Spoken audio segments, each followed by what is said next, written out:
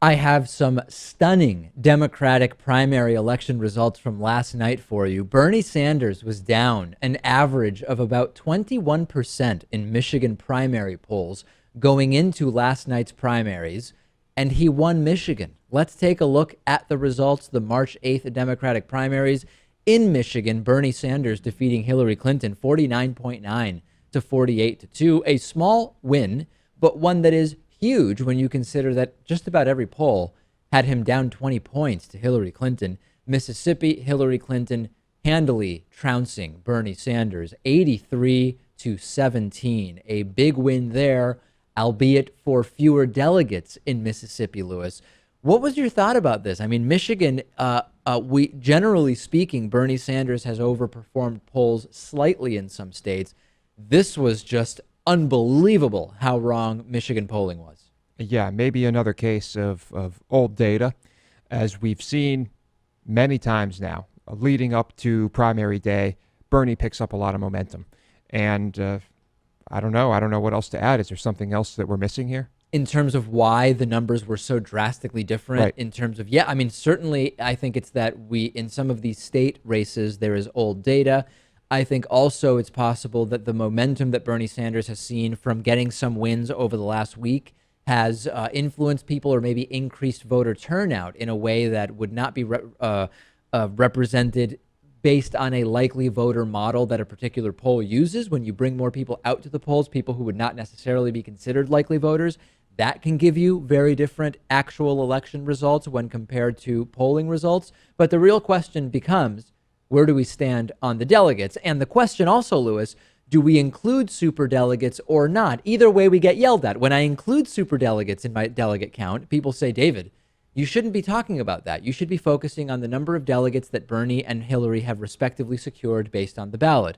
But then when we don't include super delegates, people write in and say, David, you can not include the super delegates, but the super delegates still exist. So let's do both. First, I will show you the data without including super delegates. As of today, without including super delegates, Hillary Clinton has 766 delegates, getting her 32% of the way to the required 2,383 delegates to win.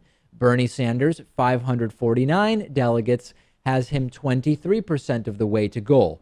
Lewis, when you look at these numbers without the super delegates, this is still a very close race. Big time. Yeah, no question about it. Bernie is right there. And, looking ahead, Bernie's very popular in many of these states. So things are looking good for Bernie right now, if we just look at that. Let's add in the super delegate data. And I want to be clear here. This is not just super delegates for Hillary Clinton. Hillary Clinton is expected to get the overwhelming majority of the super delegates as of right now, but this also is crediting Bernie Sanders with some 23 or so super delegates. Once you include that data, Hillary Clinton is over 50% of the way to the required 2,383 delegates needed to win, with over 1,200 delegates and Bernie Sanders at 572. If you include super delegates, Hillary Clinton currently is doubling Bernie Sanders in terms of the delegate count. The sort of caveat to this conversation of whether we should or shouldn't include the super delegates is the idea that if Bernie Sanders really were to surge in the actual voting numbers and start winning 60 or 65% of the remaining voted delegates, that super delegates, many anyway, would come over to him eventually. That is a possibility. We don't know that. They certainly would not be obligated to do that. So what becomes important now is Tuesday, March 15th. Florida, Illinois, Missouri, North Carolina, and Ohio.